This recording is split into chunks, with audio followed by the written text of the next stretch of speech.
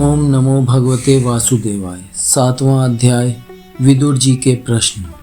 श्री सुखदेव जी कहते हैं, मैत्रेय जी का यह भाषण सुनकर बुद्धिमान व्यासनंदन विदुर जी ने उन्हें अपनी वाणी से प्रसन्न करते हुए कहा।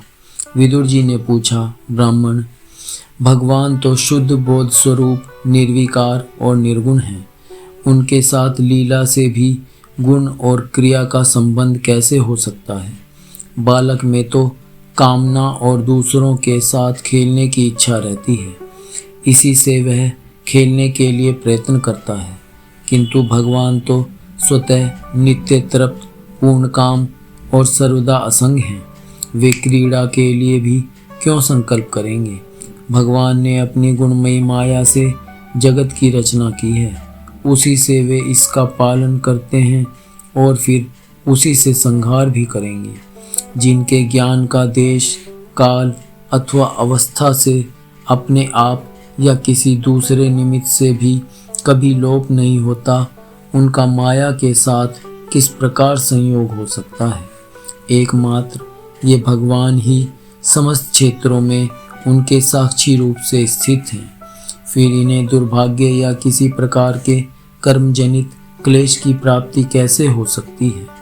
भगवान, इस अज्ञान संकट में पड़कर मेरा मन बड़ा खिन्न हो रहा है। आप मेरे मन के इस महान मोह को कृपा करके दूर कीजिए। श्री सुखदेव जी कहते हैं, तत्व जिज्ञासु विदुर जी की यह प्रेरणा प्राप्त कर अहंकारहीन श्री मैत्रेय जी ने भगवान का स्मरण करते हुए मुस्कुराते हुए कहा। श्री मैत्रेय जी ने कहा, जो आत्मा सबका स्वामी और सर्वथा मुक्त स्वरूप है, वही दीनता और बंधन को प्राप्त हो, यह बात युक्ति विरुद्ध अवश्य है। किंतु वस्तुतः यही तो भगवान की माया है। जिस प्रकार स्वप्न देखने वाले पुरुष को अपना सिर कटना आदि व्यापार न होने पर भी अज्ञान के कारण सत्यवत भासते हैं, उसी प्रकार इस जीव को बंधन आदि न होते हुए भी अज्ञानवश भास रहे हैं। यदि यह कहा जाए कि फिर ईश्वर में इनकी प्रतीति क्यों नहीं होती, तो इसका उत्तर यह है कि जिस प्रकार जल में होने वाली कंप आदि क्रिया जल में दिखने वाले चंद्रमा के प्रतिबिंब में न होने पर भी भासती है, आकाशस्थ चंद्रमा में नहीं, उसी प्रकार देहाभिमानी जीव में ही देह के मिथ्या धर्मों की प्रतीति होती है, परमात्मा में नहीं।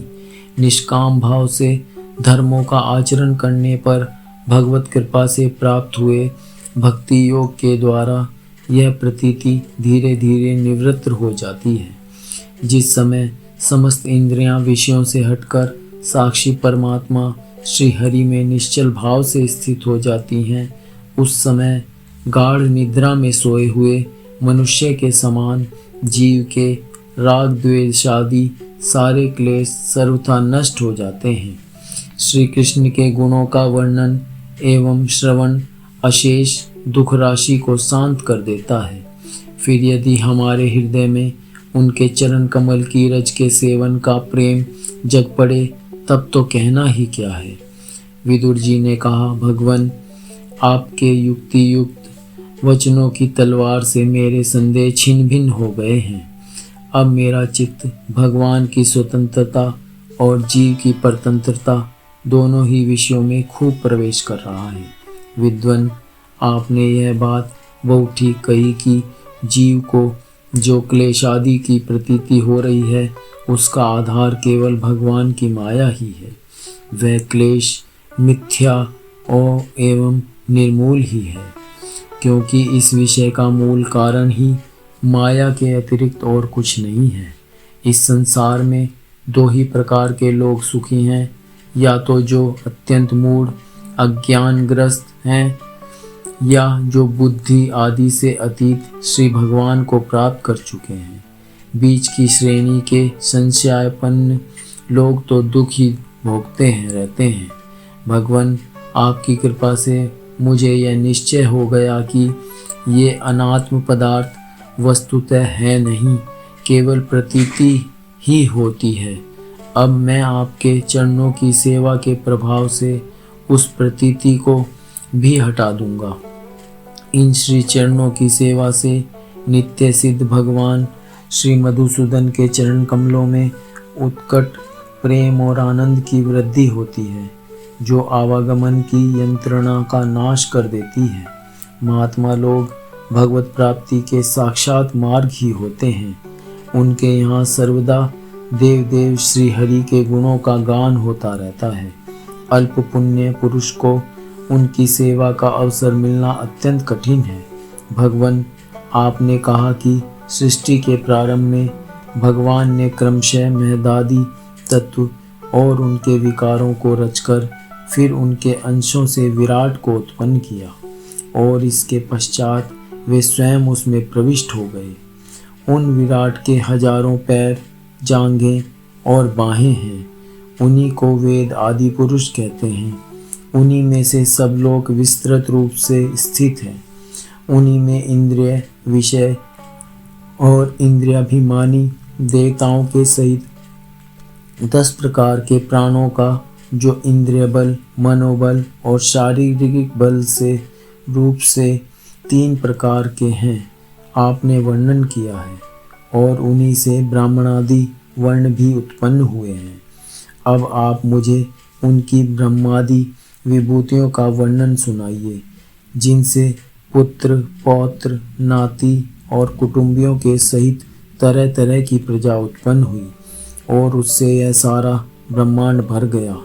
वह विराट ब्रह्मादि प्रजापतियों का भी प्रभु है। उसने किन किन प्रजापतियों को उत्पन्न किया तथा सर्ग, अनुसर्ग और मनवंतरों के अधिपति मनुओं की भी किस क्रम से रचना की।